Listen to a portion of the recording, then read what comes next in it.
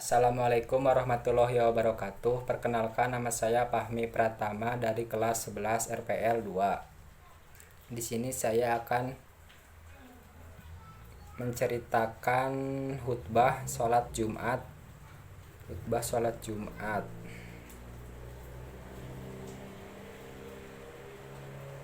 yang berjudul tentang bahaya harta.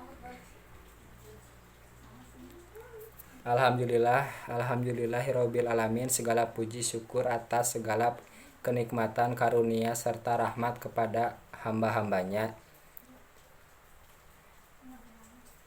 di Allah. Allah satu-satunya harapan yang memberikan segala kebutuhan hamba-hambanya, yang bersaksi bahwa Allah adalah salah satu-satunya Tuhan, dan saya bersaksi bahwa Muhammad Shallallahu Alaihi Wasallam adalah utusannya.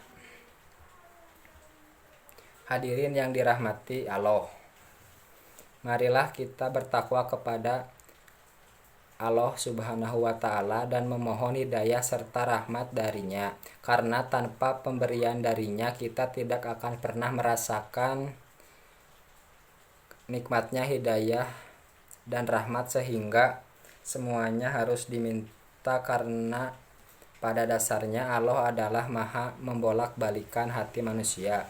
Karenanya kita harus tetap menjaga diri dan bertawakal kepada Allah Subhanahu wa Ta'ala. Jamaah Jumat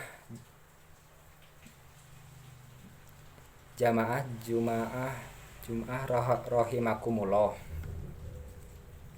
Ketahuilah bahwa semua pemberian Allah di dunia ini merupakan ujian bagi manusia. Allah berfirman dalam surat Al-Anfal ayat 28 yang artinya, dan ketahuilah bahwa harta-harta kalian dan anak-anak kalian itu tidak lain hanyalah sebagai cobaan, dan sesungguhnya di sisi Allah lah pahala yang besar. Di sisi lain, Rasulullah Shallallahu Alaihi Wasallam bersabda, "Inna likuli umatin fintu wafitnatu umi tilu malu." Artinya, umi tilu ma'alu. Artinya, sesungguhnya pada setiap umat ada fitnah, dan fitnah umatku adalah harta. Hadis riwayat At-Tirmidzi dan disahihkan oleh Al-Albani. Jamaah rahimakumullah. Godaan harta pada umat manusia ini akan datang dari berbagai faktor. Salah satunya adalah dari cara mencari harta tersebut. Dalam menjalankan kehidupan, tentunya banyak kebutuhan yang mengharuskan untuk mencari harta demi menyambung kebutuhan hidup tersebut. Jika senantiasa mengingat dan bertakwa kepada Allah, tentunya cara mencari harta melalui jalan yang benar. Hal yang dilarang dan tidak disukai oleh Allah Subhanahu wa Ta'ala adalah mencari harta dengan cara yang salah. Dalam hal ini adalah memiliki unsur kejoliman, menyakiti orang lain, serta mengambil harta orang lain dengan cara yang licik. Hal ini merupakan salah satu cara mencari harta yang buruk dan tidak pernah dilakukan oleh orang yang bertakwa. Allah berfirman pada surat An-Nisa ayat 29 yang memiliki arti, "Wahai orang-orang yang beriman, janganlah kalian saling memakan harta sesama kalian dengan jalan yang batil, kecuali dengan jalan perniagaan yang dilakukan dengan suka sama suka di antara kalian." Allah telah mengatur segala hal termasuk dengan syarat harta yang halal, sehingga membawa berkah kepada orang yang mencari dan menggunakannya. Ketika memiliki berkah, berapapun nilainya akan terasa cukup. Berapapun nilai harta tersebut akan memberikan kebaikan pada orang yang memiliki maupun menggunakannya. Ketika digunakan, harta tersebut akan memberikan manfaat yang akan dirasakan nikmatnya secara langsung Sedangkan apabila disedekahkan, maka harta tersebut akan diterima sebagai salah satu amalan jamaah kepada Allah Ta'ala. Sedangkan apabila orang yang tidak bertawakal pasti sudah mencari harta dengan berbagai cara baik dalam bentuk cara yang dilarang oleh Allah Subhanahu wa Ta'ala. Ketika mendapatkan harta secara haram, pasti berapapun nilainya tidak akan terasa cukup dan akan selalu kurang ketika digunakan, maka akan membawa keburukan.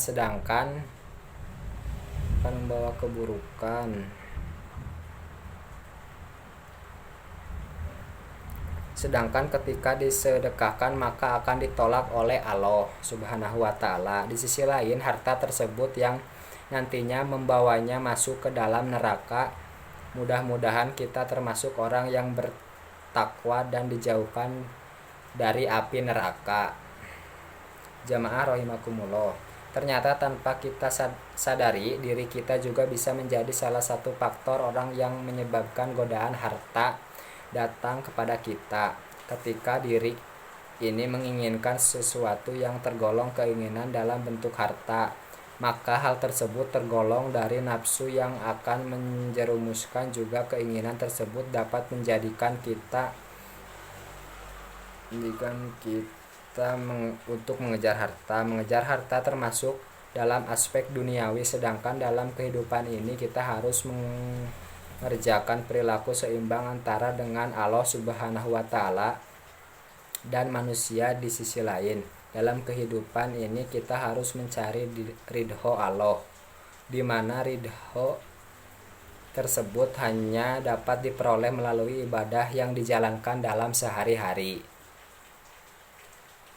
Sedangkan godaan dalam bentuk harta ini akan menjadikan diri manusia untuk mencari dan mengupayakan segala hal yang menjadikannya ambisi. Dalam hal ini, seseorang tersebut akan menjalankan kesibukan hanya untuk mencari harta. Seseorang yang termakan dalam godaan harta dimulai dari ketika bangun tidur, bekerja, beristirahat, bahkan akan tertidur pun pikirannya adalah harta. Dalam hal ini tujuan yang diinginkannya adalah memperoleh serta sebanyak-banyaknya, terlebih ketika dalam beribadah pun pikirannya dipenuhi oleh dunia.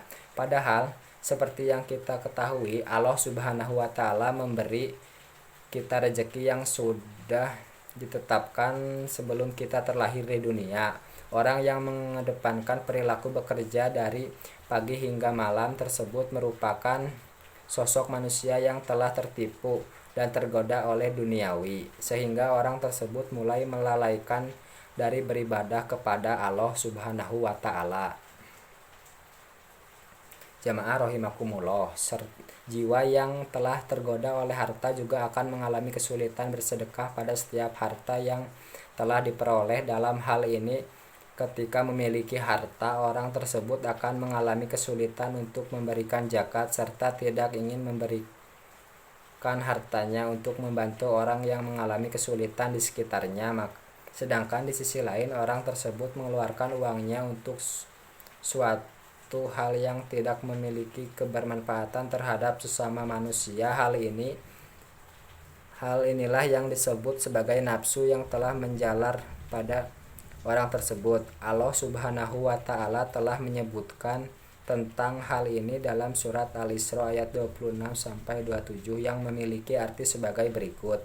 Dan berikanlah kepada keluarga-keluarga yang dekat hanya mereka, begitu pula kepada orang miskin dan orang yang dalam perjalanan, dan janganlah kamu menghambur-hamburkan hartamu sia-sia. Sesungguhnya orang-orang yang menghambur-hamburkan hartanya sia-sia adalah saudara-saudara setan, dan setan itu adalah sangat ingkar kepada Rabb-Nya.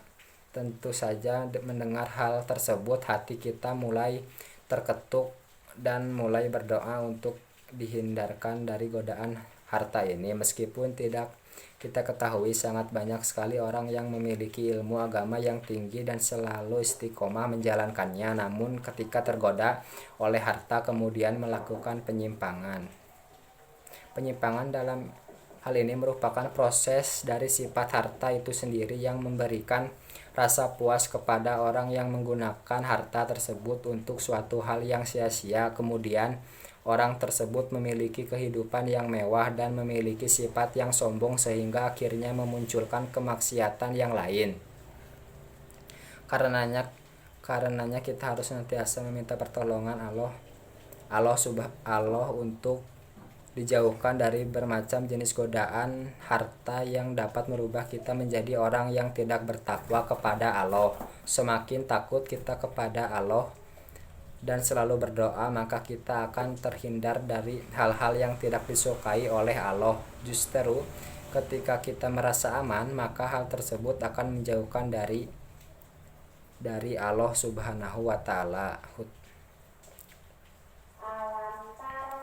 Aqwala nadina minhuma liyakoda wa asiluna bima jaro Allahu la ilayya wa koma minhum waliyajaminunahum aminu lasayita mina fajala salahina minhum yamina lakana minum mala minhum watakuloha atau ya'ta minuma ala ya'akum innahu kana tajaru ama.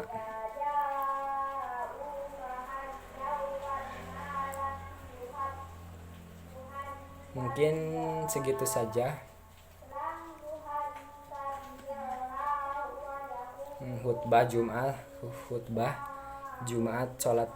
khutbah sholat Jumat kali ini. Sekian dari saya, mohon maaf apabila ada salah kata yang